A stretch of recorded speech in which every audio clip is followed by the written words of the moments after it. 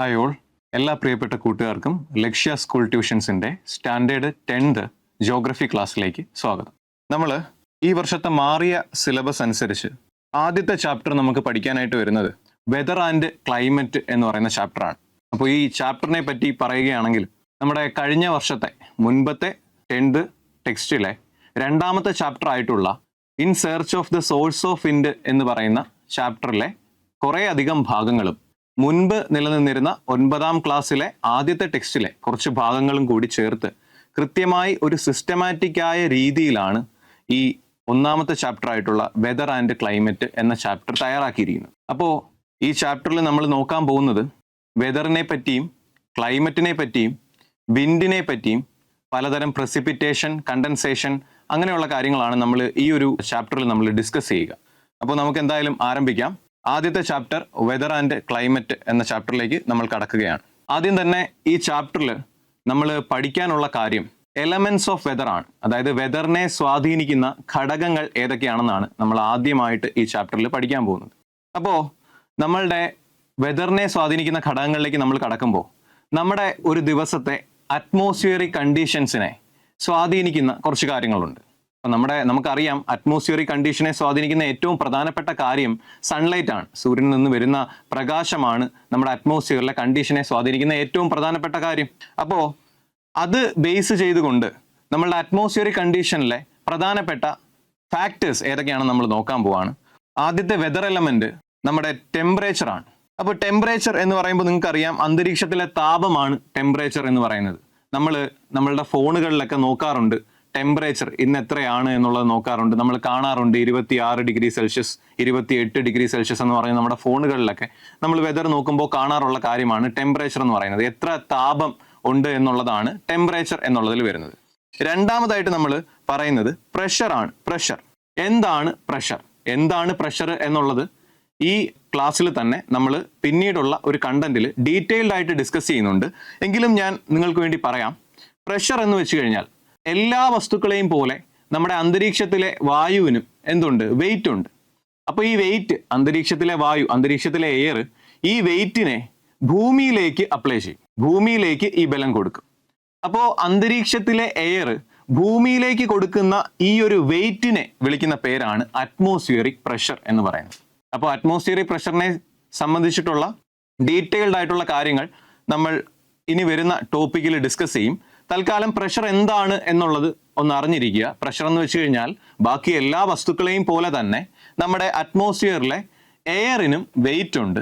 ഈ wait, അറ്റ്മോസ്ഫിയറിലെ air ഈ വെയിറ്റിനെ നമ്മുടെ ഭൂമിയുടെ സർഫസിലേക്ക് കൊടുക്കും. അപ്പോൾ ഈ ഭൂമിയുടെ സർഫസിലേക്ക് കൊടുക്കുന്ന എയറിന്റെ വെയിറ്റിനെ വിളിക്കുന്ന പേരാണ് അറ്റ്മോസ്ഫിയറിക് പ്രഷർ. അടുത്തതായിട്ട് ഉള്ള പ്രധാനപ്പെട്ട ഒരു ഘടകമാണ് വിൻഡ്. വിൻഡ് എന്ന് വെച്ച് കഴിഞ്ഞാൽ എയറിന്റെ മൂവ്മെന്റ് ആണ്. എയറിന്റെ മൂവ്മെന്റ് എന്ന് പറയുമ്പോൾ എയർ ഹൊറിസോണ്ടലായി മൂവ് ചെയ്യുക. ഹൊറിസോണ്ടലായി മൂവ് ചെയ്യുക എന്ന് പറയുമ്പോൾ നിങ്ങൾക്കറിയാം, ഹൊറിസോണ്ടലായി മൂവ് ചെയ്യുക, ഇങ്ങനെ മൂവ് ചെയ്യുക.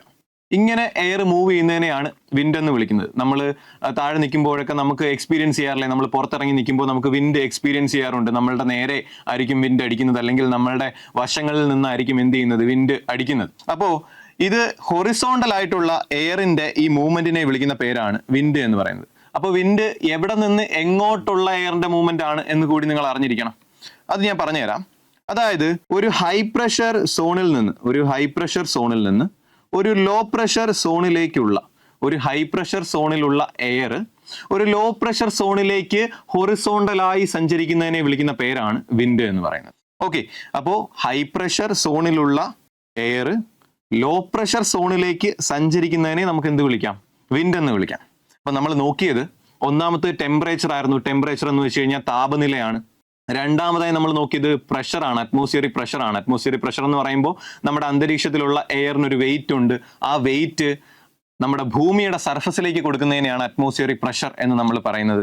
അടുത്തതായിട്ട് നമ്മൾ നോക്കിയത് വിൻഡ് ആണ്. വിൻഡ് എന്ന് വെച്ച് കഴിഞ്ഞാൽ horizontal movement of air is called wind.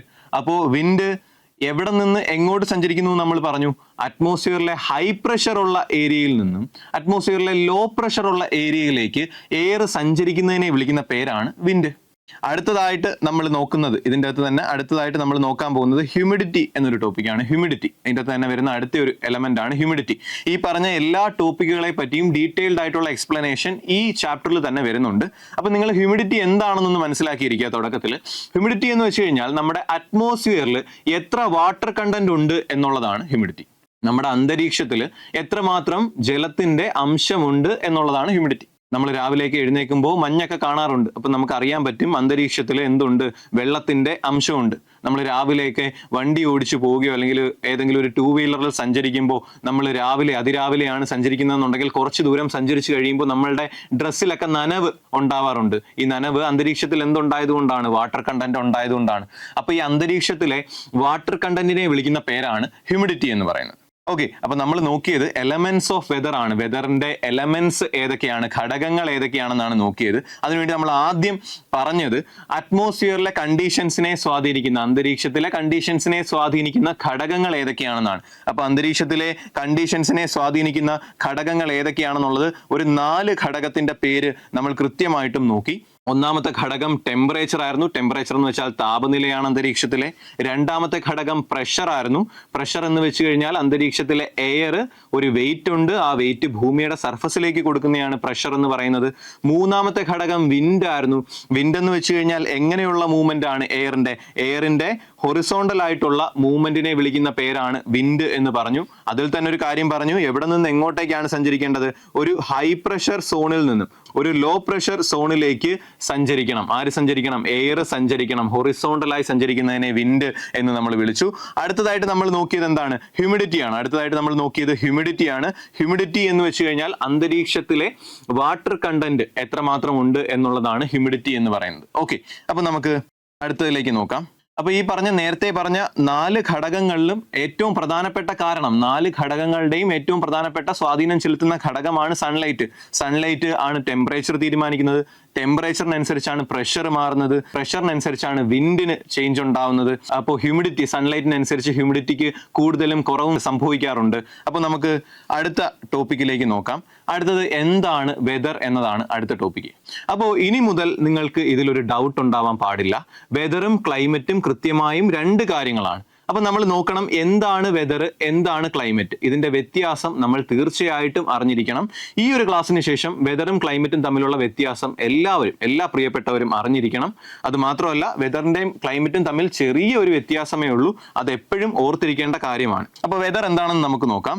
Atmospheric conditions such as temperature, pressure, wind, humidity and precipitation for a shorter period of time are termed as weather. അപ്പോൾ നമ്മൾ നേരത്തെ പറഞ്ഞ അറ്റ്മോസ്ഫിയറിക് കണ്ടീഷൻസ് ഇതാ ഇവിടെയും വന്നിട്ടുണ്ട്. വെതറിന്റെ ഡെഫിനിഷനിൽ നമ്മൾ നേരത്തെ പറഞ്ഞ അറ്റ്മോസ്ഫിയറിക് കണ്ടീഷൻസ് വന്നിട്ടുണ്ട്. നമ്മൾ പറഞ്ഞ അറ്റ്മോസ്ഫിയറിക് കണ്ടീഷൻസ് ഏതൊക്കെയായിരുന്നു? ഒന്നാമത് നമ്മൾ പറഞ്ഞത് ടെമ്പറേച്ചർ ആണ്, പിന്നീട് പറഞ്ഞത് പ്രഷർ ആണ്, പിന്നീട് വിൻഡ് പറഞ്ഞു, അതിനുശേഷം അവസാനം ഹ്യൂമിഡിറ്റി പറഞ്ഞു. അപ്പോൾ ഇത് കൂടാതെ ഒരു കണ്ടീഷൻ കൂടി ഇതിൻ്റെ അകത്ത് പറയുന്നുണ്ട്. അതാണ് പ്രസിപ്പിറ്റേഷൻ. പ്രസിപ്പിറ്റേഷന്റെ മലയാളം വർഷണം എന്നാണ്. നിങ്ങൾ കേട്ടിട്ടുണ്ടാവും വർഷണം. ഉദാഹരണം പറഞ്ഞുതരാം. മഴ വർഷണമാണ്, റെയിൻ വർഷണമാണ്. ഓക്കെ, രണ്ടാമതായിട്ട് സ്നോഫാൾ വർഷണമാണ്. മൂന്നാമത്തെ ഫാക്ടർ ഹെയിൽ സ്റ്റോൺ വർഷണമാണ്. അപ്പൊ ഇതെല്ലാം പ്രസിപ്പിറ്റേഷന്റെ ഉദാഹരണങ്ങളാണ്. ഓക്കെ, പ്രസിപ്പിറ്റേഷനെ പറ്റി നമ്മൾ ഡീറ്റെയിൽ ആയിട്ട് ഈ ക്ലാസ്സിൽ തന്നെ ഡിസ്കസ് ചെയ്യും. അപ്പോൾ അറ്റ്മോസ്ഫിയറിക് കണ്ടീഷൻസ് ആയിട്ടുള്ള temperature, pressure, wind, humidity, precipitation എന്നിവ ഇനി പറയുന്നതാണ് ഏറ്റവും പ്രധാനപ്പെട്ട കാര്യം. ഒരു ഷോർട്ടർ പീരീഡിൽ എന്ന് വെച്ചാൽ വളരെ ഒരു കുറഞ്ഞ സമയത്തേക്ക് ഷോർട്ടർ പീരീഡ് ഓഫ് ടൈമിൽ അനുഭവപ്പെടുകയാണെങ്കിൽ അതിനെ നമുക്ക് വെതർ എന്ന് വിളിക്കാം. അപ്പൊ പറഞ്ഞത് ഇത്രയുമാണ്. അതായത് അറ്റ്മോസ്ഫിയറിക് കണ്ടീഷൻസ് ആയിട്ടുള്ള ഏതൊക്കെ? Temperature, pressure, wind, humidity, precipitation എന്നിവ ഒരു ചെറിയ സമയത്തേക്ക് അനുഭവപ്പെടുകയാണെങ്കിൽ, ഒരു ഷോർട്ടർ പീരീഡ് ഓഫ് ടൈമിൽ അനുഭവപ്പെടുകയാണെങ്കിൽ അതിനെ നമുക്ക് എന്ത് വിളിക്കാം? അതിനെ നമുക്ക് വെതർ എന്ന് വിളിക്കാം. ഓക്കെ, ഇതിൻ്റെ അകത്ത് ഏറ്റവും പ്രധാനപ്പെട്ട ആ ഒരു വാക്ക് ഷോർട്ടർ പീരീഡ് എന്നുള്ളതാണ്. Shorter period of time. അപ്പൊ ഈ ഷോർട്ടർ പീരീഡ് ഓഫ് ടൈം ഞാൻ ആ റെഡ് കളറിൽ കൊടുത്തിട്ടുണ്ട്. ഷോർട്ടർ പീരീഡ് ഓഫ് ടൈം വെതറിന്റെ ഏറ്റവും പ്രധാനപ്പെട്ട, നമ്മൾ വെതറും ക്ലൈമറ്റും തമ്മിൽ കമ്പയർ ചെയ്ത് പഠിക്കുമ്പോൾ ഇതിൻ്റെ അകത്ത് ഏറ്റവും പ്രധാനമായിട്ട് വരുന്ന ഈ ഒരു വാക്കാണ് ഷോർട്ടർ പീരീഡ് ഓഫ് ടൈം. അപ്പോൾ വെതർ എന്ന് വെച്ച് കഴിഞ്ഞാൽ അറ്റ്മോസ്ഫിയറിക് കണ്ടീഷൻസ് ആയിട്ടുള്ള ടെമ്പറേച്ചറും പ്രഷറും വിൻഡും ഹ്യൂമിഡിറ്റിയും പ്രസിപ്പിറ്റേഷനും എല്ലാം വളരെ ഒരു കുറഞ്ഞ സമയത്തേക്ക്, ഒരു ഷോർട്ടർ പീരീഡ് ഓഫ് ടൈമിലേക്ക് അനുഭവപ്പെടുന്നതാണ് എന്തെന്ന് പറയുന്നത്, വെതർ എന്ന് പറയുന്നത്. നമ്മൾ ഒരു ദിവസം നമ്മളുടെ ഫോണിൻ്റെ അകത്ത് വെതർ നമുക്ക് എടുത്ത് നോക്കാൻ കഴിയും അല്ലേ? നമ്മൾ വെതർ എടുത്ത് നോക്കുമ്പോൾ അതിൻ്റെ അകത്ത് കാണിക്കും ഇന്നത്തെ ടെമ്പറേച്ചർ, താപനില എത്രയാണ്, ഇന്നത്തെ അറ്റ്മോസ്ഫിയറിക് പ്രഷർ എത്രയാണ്, ഇന്നത്തെ എയറിന്റെ ഇൻഡെക്സ്, എയർ ക്വാളിറ്റിയുടെ ഇൻഡെക്സ് എത്രയാണ്, ഇന്ന് പ്രസിപ്പിറ്റേഷൻ, ഇന്ന് മഴയുണ്ടാവാൻ സാധ്യതയുണ്ടോ, ഇന്നത്തെ ഹ്യൂമിഡിറ്റി എത്രയാണ്, ഇങ്ങനെയുള്ള കാര്യങ്ങളെല്ലാം നമുക്ക് മൊബൈലിന്റെ സ്ക്രീനിൽ നമുക്ക് കാണാൻ കഴിയും അല്ലേ? അപ്പോൾ ഇതെല്ലാം ഒരു ഷോർട്ടർ പീരീഡിലേക്ക് ആണ് എന്നുണ്ടെങ്കിൽ അതിനെ നമുക്ക് എന്ത് വിളിക്കാം, വെതർ എന്ന് വിളിക്കാം. അതായത് ഇന്ന് ഇവിടെ അനുഭവപ്പെടുന്ന, ഇന്ന് നമ്മൾക്ക് അനുഭവപ്പെടുന്ന താപനില, ഇന്ന് നമുക്ക് അനുഭവപ്പെടുന്ന മഴ, ഇന്ന് നമുക്ക് അനുഭവപ്പെടുന്ന വിൻഡ്, ഇതൊക്കെ എത്രയാണ് എന്ന് ഇന്നത്തെ കാര്യം വെച്ച് പറയുവാണെങ്കിൽ നമുക്ക് അതിനെ വെതർ എന്ന് പറയാം. ഓക്കെ, അപ്പോൾ രണ്ടാമത്തേതായിട്ട് നമ്മൾ നോക്കാൻ പോകുന്നത്, വെതർ എല്ലാവർക്കും ക്ലിയർ ആണ് എന്ന് കരുതുന്നു, നമ്മൾ രണ്ടാമത്തേതായിട്ട് നോക്കാൻ പോകുന്നത് ക്ലൈമറ്റ് ആണ്. അപ്പൊ എന്താണ് വെതറും ക്ലൈമറ്റും എന്നതിലുള്ള വ്യത്യാസം? താണ്ട് ഇതിൽ ഒറ്റയടിക്ക് തന്നെ നമുക്ക് എന്ത് ചെയ്തിട്ടുണ്ട്, കിട്ടിയിട്ടുണ്ട്. വെതറും ക്ലൈമറ്റും തമ്മിലുള്ള വ്യത്യാസം എന്താണെന്ന് നേരിട്ട് തന്നെ കിട്ടിയിട്ടുണ്ട്. നോക്കിക്കോളൂ, വെതറും ക്ലൈമറ്റും തമ്മിലുള്ള വ്യത്യാസം.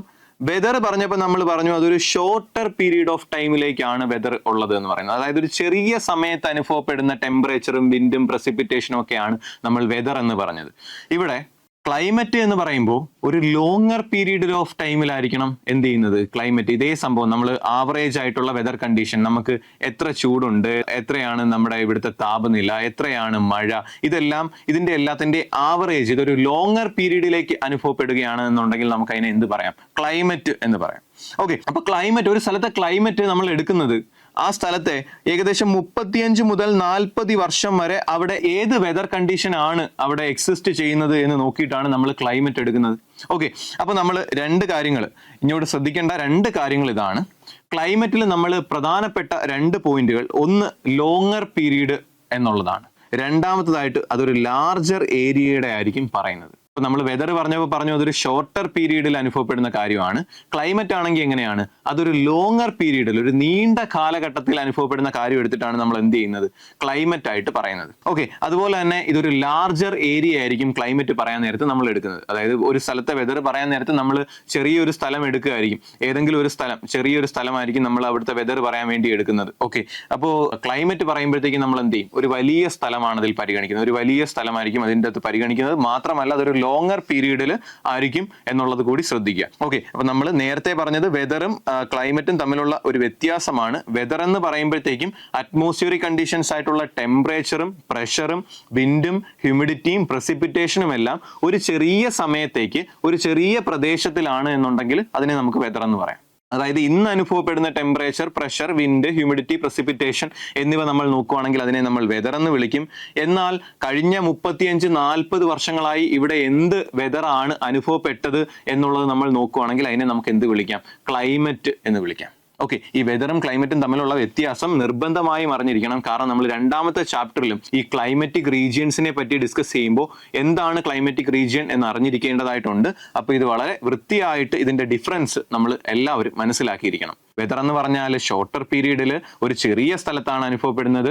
ക്ലൈമറ്റ് എന്ന് പറഞ്ഞു കഴിഞ്ഞാൽ ഒരു ലോങ്ങർ പീരീഡിൽ, ആ ലോങ്ങർ പീരീഡ് നമ്മളിവിടെ പറയുന്നുണ്ട് എത്രയാണ്, 35 മുതൽ 40 വർഷം വരെ ഒരു സ്ഥലത്ത് അനുഭവപ്പെട്ട വെതറിന്റെ അടിസ്ഥാനത്തിലാണ് ഒരു സ്ഥലത്തെ ക്ലൈമറ്റിനെ നമ്മൾ തീരുമാനിക്കുന്നത്. വെതർ ആണെങ്കിൽ shorter period, shorter area. Climate ആണെങ്കിൽ ലോങ്ങർ പീരീഡ്, ലോങ്ങർ ഏരിയ. ആ ലോങ്ങർ പീരീഡ് എന്നുള്ളത് സ്പെസിഫൈ ചെയ്ത് പറയുന്നുണ്ട്. 35 മുതൽ 40 വർഷം വരെ ഒരു സ്ഥലത്ത് അനുഭവപ്പെട്ട വെതർ എന്താണോ അതിനെ ബേസ് ചെയ്തുകൊണ്ടാണ് നമ്മൾ എന്ത് കാൽക്കുലേറ്റ് ചെയ്യുന്നത്, ക്ലൈമറ്റ് അവിടുത്തത് കാൽക്കുലേറ്റ് ചെയ്യുന്നത്. ഓക്കെ, ക്ലിയർ ആണെന്ന് കരുതുന്നു. നമുക്ക് അടുത്ത ടോപ്പിക്കിലേക്ക് പോവാം. ഞാൻ പറഞ്ഞിരുന്നു, നേരത്തെ പറഞ്ഞ അറ്റ്മോസ്ഫിയറിക് കണ്ടീഷൻസ് പഠിച്ചപ്പോൾ നമ്മൾ പഠിച്ച 4 അല്ലെങ്കിൽ 5 അറ്റ്മോസ്ഫിയറിക് കണ്ടീഷൻസുകളെ പറ്റിയും ഡീറ്റെയിൽഡ് ആയിട്ട് നമുക്ക് പഠിക്കാനുണ്ടെന്ന് പറഞ്ഞിരുന്നു. അപ്പോൾ ആദ്യത്തെ അറ്റ്മോസ്ഫിയറിക് കണ്ടീഷൻസ് വന്നിരിക്കുകയാണ്. ആദ്യത്തെ അറ്റ്മോസ്ഫിയറിക് കണ്ടീഷൻ ആണ് അറ്റ്മോസ്ഫിയറിക് ടെമ്പറേച്ചർ. ഓക്കെ, അന്തരീക്ഷത്തിലെ താപനിലയാണ് ആദ്യമായിട്ട് പഠിക്കാനുള്ളത്. അപ്പോൾ അന്തരീക്ഷത്തിൽ എങ്ങനെയാണ് ഈ താപം എത്തുന്നത് എന്ന് നിങ്ങൾ അറിഞ്ഞിരിക്കണം. അന്തരീക്ഷത്തിൽ എങ്ങനെയാണ് ഈ താപം എത്തുന്നത്? നമുക്ക് എല്ലാവർക്കും അറിയാം, നമ്മൾ ചെറിയ ക്ലാസ്സുകളിൽ തന്നെ നോക്കിയിട്ടുള്ളതാണ്. അന്തരീക്ഷത്തിൽ താപം എത്തുന്നത് സൂര്യൻ വഴിയാണ് അല്ലെ? സൂര്യനിൽ എങ്ങനെയാണ്? സൂര്യനിൽ ന്യൂക്ലിയർ ഫ്യൂഷന്റെ ഫലമായി ഉണ്ടാകുന്ന എനർജി, സൂര്യനിൽ ന്യൂക്ലിയർ ഫ്യൂഷന്റെ ഫലമായി ഉണ്ടാകുന്ന, സൂര്യനിൽ എനർജി ഉണ്ടാകുന്ന ന്യൂക്ലിയർ ഫ്യൂഷന്റെ ഫലമായിട്ടാണ്, നമുക്ക് അറിയാവുന്ന കാര്യമാണ്. അപ്പൊ ന്യൂക്ലിയർ ഫ്യൂഷന്റെ ഫലമായി ഉണ്ടാകുന്ന ഈ മാസീവ് എനർജി, വലിയ ഊർജം എങ്ങനെയാണ് എർത്തിലേക്ക് എത്തുന്നത്? ഷോർട്ട് വേവ്സിന്റെ രൂപത്തിലാണ്. ഏറ്റവും പ്രധാനപ്പെട്ട കാര്യമാണ് അത്, ഷോർട്ട് വേവ്സിന്റെ രൂപത്തിലാണ് ഭൂമിയിലേക്ക് എത്തുന്നത് എന്നുള്ളത്. ഓക്കെ, അപ്പം സൂര്യനിൽ, സണ്ണിൽ ന്യൂക്ലിയർ ഫ്യൂഷന്റെ ഫലമായി ഉണ്ടാകുന്ന എനർജി, വലിയ എനർജി, മാസീവ് ആയിട്ടുള്ള എനർജി, ഷോർട്ട് വേവ്സിന്റെ ചെറിയ തരംഗങ്ങളുടെ രൂപത്തിലാണ് എങ്ങോട്ടേക്ക് എത്തുന്നത്? ഭൂമിയിലേക്ക് എത്തുന്നത്. ഓക്കെ, അത് ചെറിയ തരംഗങ്ങളുടെ രൂപത്തിലാണ് അത് എങ്ങോട്ടേക്ക് എത്തുന്നത്? ഭൂമിയിലേക്ക് എത്തുന്നത്. അപ്പോ സൂര്യനിലുള്ള ഊർജം ചെറിയ തരംഗങ്ങളുടെ രൂപത്തിൽ സൂര്യനിൽ നിന്ന് എങ്ങോട്ടേക്ക് വരികയാണ്? ഭൂമിയുടെ സർഫസിലേക്ക് വരികയാണ്. അത് വരുന്നത് എങ്ങനെയാണെന്ന് ആലോചിച്ചോണം. ഷോർട്ട് വേവ്സിന്റെ രൂപത്തിലാണ് അത് എങ്ങോട്ടേക്ക് എത്തുന്നത്? ഭൂമിയിലേക്ക് എത്തുന്നത്. ഇതില് സൂര്യനിലുള്ള ഊർജത്തിന്റെ വളരെ കുറച്ച് ഭാഗം മാത്രമേ എങ്ങോട്ടേക്ക് എത്തുന്നുള്ളൂ? എർത്തിലേക്ക് എത്തുന്നുള്ളൂ. ഓക്കെ, അപ്പോൾ സൂര്യനിൽ ന്യൂക്ലിയർ ഫ്യൂഷന്റെ ഫലമായിട്ട് ഉണ്ടാകുന്ന വലിയ എമൗണ്ട് ഓഫ് എനർജി എങ്ങോട്ടേക്ക് എത്തുന്നു? എർത്തിന്റെ സർഫസിലേക്ക് എത്തുന്നത് എങ്ങനെയാണ്? ഷോർട്ട് വേവ്സിന്റെ രൂപത്തിലാണ്. ചെറിയ തരംഗങ്ങളായിട്ടാണ്, ചെറിയ വേവ്സ് ആയിട്ടാണ് ഇത് എങ്ങോട്ടേക്ക് എത്തുന്നത്? നമ്മുടെ എർത്തിലേക്ക് എത്തുന്നത്. എന്നാൽ സൂര്യനിൽ ഉണ്ടാവുന്ന എനർജിയുടെ വളരെ കുറച്ച് ഭാഗം മാത്രമേ എങ്ങോട്ടേക്ക് എത്തുന്നുള്ളൂ? എർത്തിലേക്ക് എത്തുന്നുള്ളൂ.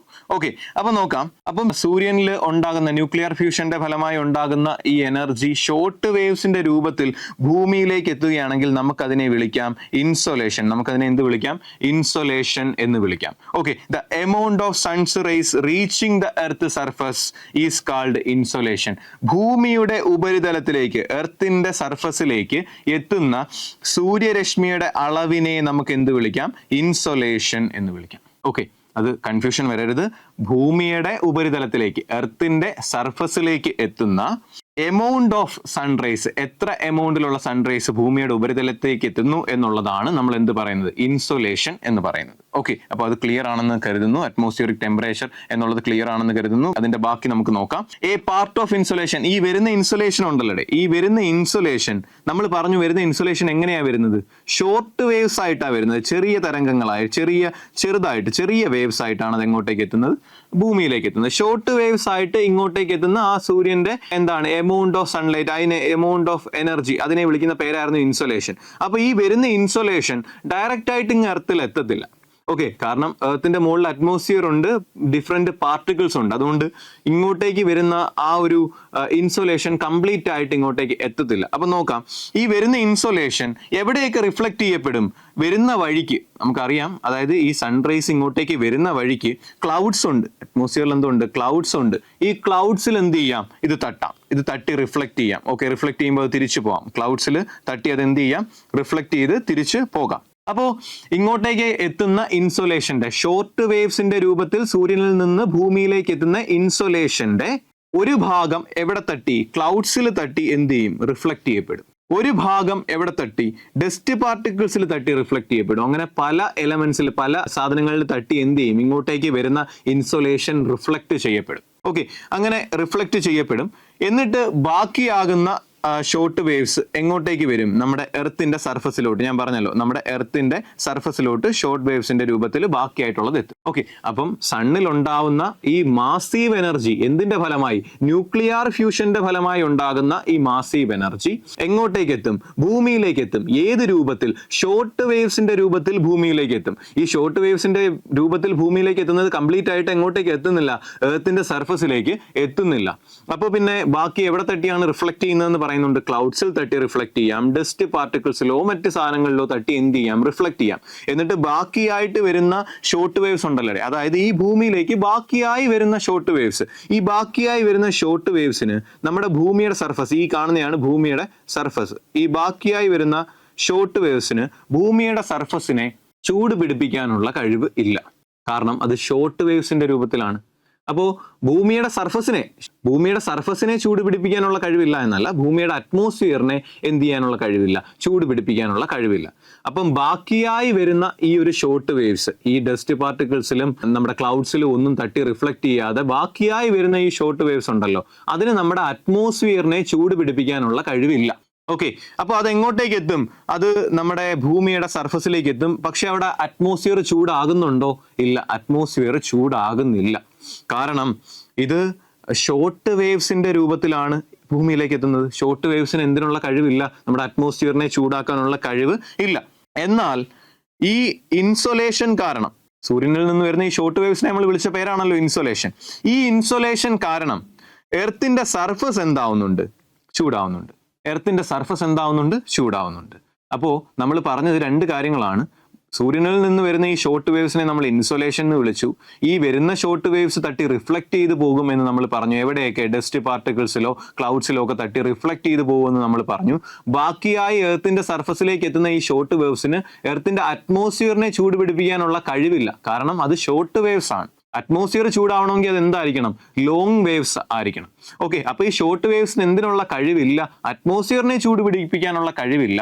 പകരം ഇത് എന്തിനെ ചൂട് പിടിപ്പിക്കും? നമ്മുടെ എർത്തിന്റെ സർഫസിനെ ചൂട് പിടിപ്പിക്കും. അപ്പോൾ ഇപ്പൊ നമ്മുടെ എർത്തിന്റെ സർഫസ് എന്തായിട്ടുണ്ട്? ചൂടായിട്ടുണ്ട്. ഇനി ഈ എർത്തിന്റെ സർഫസ്, ഈ ചൂടായ എർത്തിന്റെ സർഫസിൽ നിന്നും ഈ ചൂട്, ഈ ഹീറ്റ് കൈമാറ്റം ചെയ്യപ്പെടും. ഭൂമിയുടെ അറ്റ്മോസ്ഫിയറിലേക്ക് കൈമാറ്റം ചെയ്യപ്പെടും. അപ്പോൾ ഈ ഷോർട്ട് വേവ്സ് ആയിട്ട് വന്നതുകൊണ്ട് ഇതിന് അറ്റ്മോസ്ഫിയറിനെ ചൂട് പിടിപ്പിക്കാനുള്ള കഴിവില്ലായിരുന്നു. എന്നാൽ ഇത് എന്തിനെ ചൂട് പിടിപ്പിച്ചായിരുന്നു? നമ്മുടെ എർത്തിന്റെ സർഫസിനെ ചൂട് പിടിപ്പിച്ചായിരുന്നു. പക്ഷെ എർത്തിന്റെ സർഫസിനെ ചൂട് പിടിപ്പിച്ച് കഴിഞ്ഞപ്പോൾ ഈ ചൂട്, എർത്തിന്റെ സർഫസിലുള്ള ഈ ചൂട് എന്ത് ചെയ്യപ്പെടാൻ തുടങ്ങുകയാണ്? കൈമാറ്റം ചെയ്യപ്പെടാൻ, ട്രാൻസ്ഫർ ചെയ്യപ്പെടാൻ തുടങ്ങുകയാണ്. അപ്പോൾ ഈ എർത്തിന്റെ സർഫസിൽ നിന്ന് ചൂട് കൈമാറ്റം ചെയ്യപ്പെടുന്ന രീതികൾ, നമുക്ക് പ്രോസസ്സ് ഏതൊക്കെയാണെന്നുള്ളത് നമുക്ക് അടുത്തതായിട്ട് നോക്കാം. അപ്പൊ പ്രോസസ് ഓഫ് ഹീറ്റ് ട്രാൻസ്ഫർ, നമ്മുടെ ഹീറ്റ് ട്രാൻസ്ഫർ ആവുന്നത് ഉള്ള പ്രോസസ്സുകളാണ് നമ്മൾ പഠിക്കാൻ പോകുന്നത്. ഹീറ്റ് ട്രാൻസ്ഫർ ആവുന്ന ഒന്നാമത്തെ പ്രോസസ്സാണ് കണ്ടക്ഷൻ. ഏതാണ്? കണ്ടക്ഷൻ. ഹീറ്റ് നമ്മുടെ അറ്റ്മോസ്ഫിയറിലേക്ക്, ഭൂമിയുടെ എർത്തിൽ നിന്ന് എങ്ങനെ ഹീറ്റ് ട്രാൻസ്ഫർ ആകും എന്നുള്ളതാണ് നമ്മൾ നോക്കാൻ പോകുന്നത്. അതിൽ ആദ്യത്തെ രീതി, എർത്തിന്റെ സർഫസിൽ നിന്ന് എങ്ങനെയാണ് എർത്തിന്റെ അറ്റ്മോസ്ഫിയറിലേക്ക് ഹീറ്റ് ട്രാൻസ്ഫർ ആവുന്നത്, അതിനുള്ള ഒന്നാമത്തെ രീതിയാണ് നമ്മൾ നോക്കുന്നത്. കണ്ടക്ഷൻ ആണ് ഒന്നാമത്തെ രീതി. Conduction. Heat is transferred to the lower part of the atmosphere, which is directly in contact with the surface of the earth. എന്ന് വെച്ചാൽ ദാ ഞാൻ ഇവിടെ ഈ വരയ്ക്കുന്നതാണ് എർത്തിന്റെ സർഫസ്. ഈ കാണുന്നതാണ് നിങ്ങൾ ഈ കാണുന്നതാണ് എർത്തിന്റെ സർഫസ്. എർത്തിന്റെ സർഫസ് ആണ് നിങ്ങൾ കാണുന്നത്. അപ്പോൾ ഇത് ഷോർട്ട് വേവ്സിന്റെ രൂപത്തിൽ ഇങ്ങോട്ടേക്ക് വന്നേ. ഷോർട്ട് വേവ്സിന്റെ രൂപത്തിൽ സൺറൈസ് ഇങ്ങോട്ടേക്ക് വന്നു. ഇപ്പൊ സർഫസ് എന്തായി കിടക്കുകയാണ്? സർഫസ് ചൂടായിട്ട് കിടക്കുകയാണ്. സർഫസ് ഹോട്ടായിട്ട് കിടക്കുകയാണ്. അപ്പൊ ഈ ചൂടായി കിടക്കുന്ന സർഫസിൽ നിന്ന് ഹീറ്റ് എങ്ങോട്ടേക്ക് ട്രാൻസ്ഫർ ആവണം? അറ്റ്മോസ്ഫിയറിലേക്ക് ട്രാൻസ്ഫർ ആവണം.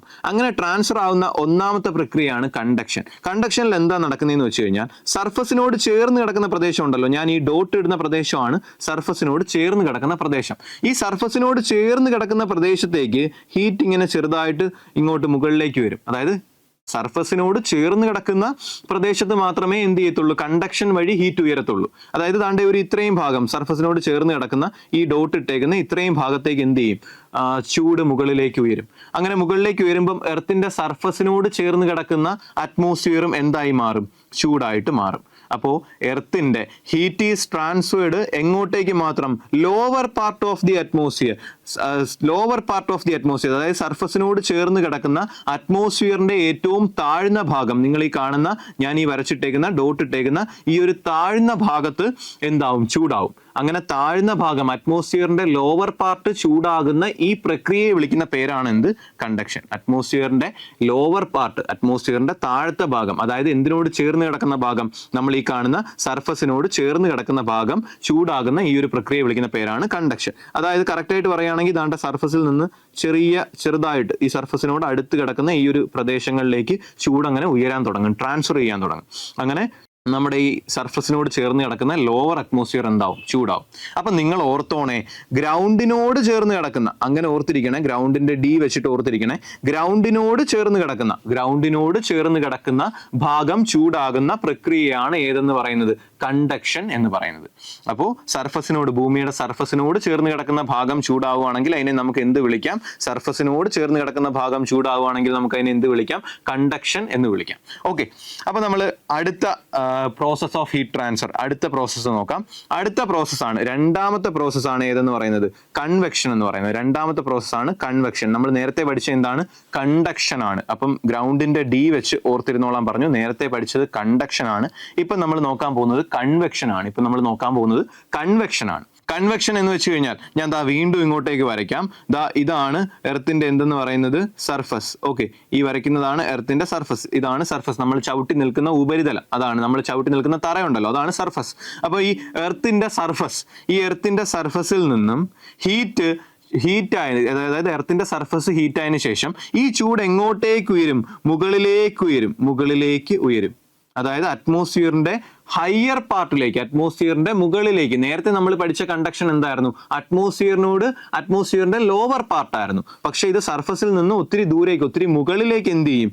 ഉയരും, ചൂട് ഉയരും. അപ്പോൾ നമ്മുടെ ഭൂമിയുടെ എർത്തിന്റെ സർഫസിൽ നിന്നും അറ്റ്മോസ്ഫിയറിന്റെ ഹയർ പാർട്ടിലേക്ക് ഈ പറയുന്ന ഹീറ്റ് റീച്ച് ആകുന്ന പ്രക്രിയയെ വിളിക്കുന്ന പേരാണ് എന്ത്? കൺവെക്ഷൻ.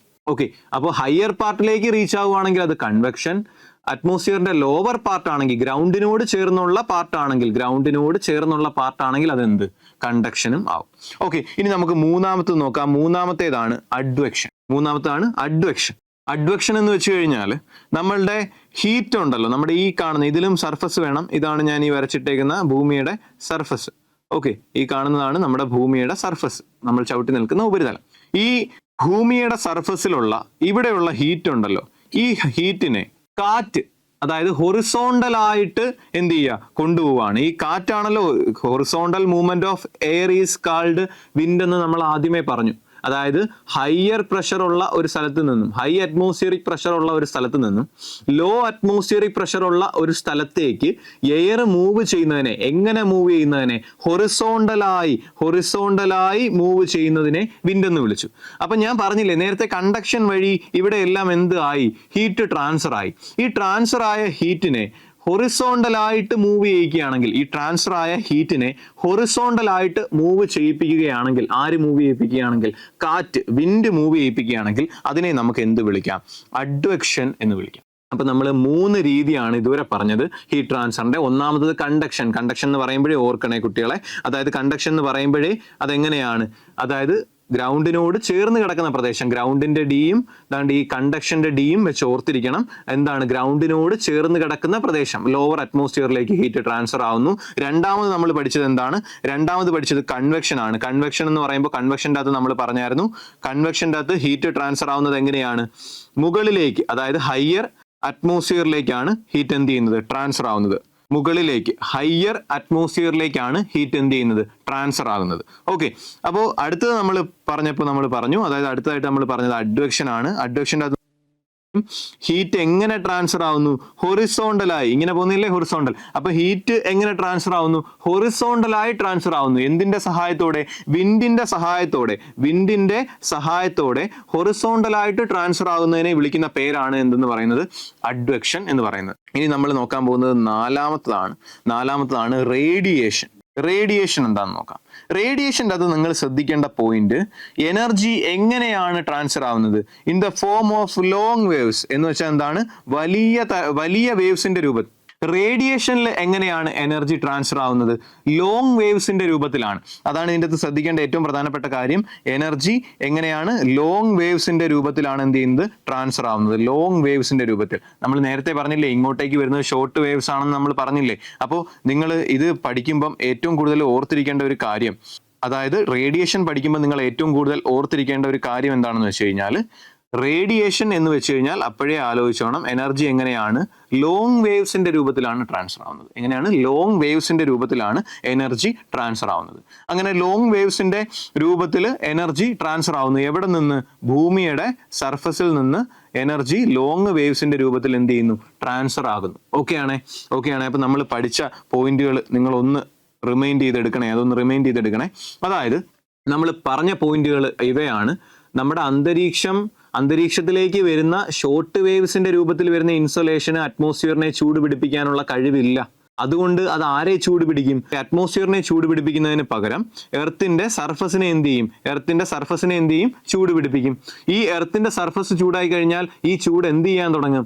ട്രാൻസ്ഫർ ചെയ്യപ്പെടാൻ തുടങ്ങും. എങ്ങോട്ടേക്ക്? അറ്റ്മോസ്ഫിയറിലേക്ക്. ഈ മുകളിൽ കാണുന്ന അറ്റ്മോസ്ഫിയറിലേക്ക് എന്ത് ചെയ്യാൻ തുടങ്ങും? ട്രാൻസ്ഫർ ചെയ്യപ്പെടാനായിട്ട് തുടങ്ങും. മുകളിൽ കാണുന്ന അറ്റ്മോസ്ഫിയറിലേക്ക് എന്ത് ചെയ്യപ്പെടാൻ തുടങ്ങും. ഈ കാണുന്നതാണ് അറ്റ്മോസ്ഫിയർ.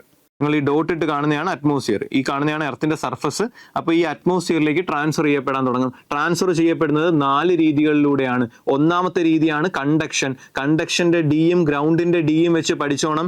ഈ ഗ്രൗണ്ട്, ഈ കാണുന്ന ഗ്രൗണ്ട് ഉണ്ടല്ലോ, ഈ ഗ്രൗണ്ടിനോട് ചേർന്ന് കിടക്കുന്ന ഈ ഡോട്ട് ഇടുന്ന പ്രദേശത്ത്, അതായത് ലോവർ അറ്റ്മോസ്ഫിയറിലേക്ക് ഹീറ്റ് ട്രാൻസ്ഫർ ആവുകയാണെങ്കിൽ അതിനെ കണ്ടക്ഷൻ എന്ന് വിളിച്ചു. കൺവെക്ഷൻ എന്ന് പറയുമ്പോഴത്തേക്കും ഇവിടെ നിന്ന് എങ്ങോട്ടേക്ക് വരും, മുകളിലേക്ക് ഉയർന്ന് അറ്റ്മോസ്ഫിയറിന്റെ ഹൈ റീച്ചസിലേക്ക് എത്തി ഹൈ റീച്ചസിനെ ചൂട് പിടിപ്പിക്കുന്നതാണ് എന്തെന്ന് പറയുന്നത്, കൺവെക്ഷൻ എന്ന് പറയുന്നത്. അതിനുശേഷം നമ്മൾ പറഞ്ഞതാണ് ഏത്, അഡ്വെക്ഷൻ. അഡ്വെക്ഷൻ എന്ന് വെച്ച് കഴിഞ്ഞാൽ എന്താണ്, അഡ്വെക്ഷൻ എന്ന് വെച്ച് കഴിഞ്ഞാൽ ഹൊറിസോണ്ടൽ ആയിട്ട് ഈ ചൂടിനെ എന്ത് ചെയ്യും, ട്രാൻസ്ഫർ ചെയ്യപ്പെടും. അത് ആരാ ഹൊറിസോണ്ടൽ ആയിട്ട് ട്രാൻസ്ഫർ ചെയ്യുന്നത്, വിൻഡ് ആണെന്നുള്ള കാര്യം ഓർത്തിരുന്നോണം. അതിനുശേഷം നമ്മൾ പറഞ്ഞ കാര്യമാണ് റേഡിയേഷൻ. റേഡിയേഷൻ എന്ന് വെച്ച് കഴിഞ്ഞാൽ എന്തായിരുന്നു, റേഡിയേഷൻ എന്ന് പറയുമ്പോഴേ അതിൽ ഓർക്കേണ്ട ഏറ്റവും പ്രധാനപ്പെട്ട പോയിന്റ് ആണ് ലോങ് വേവ്സ് ആയിട്ടാണ്.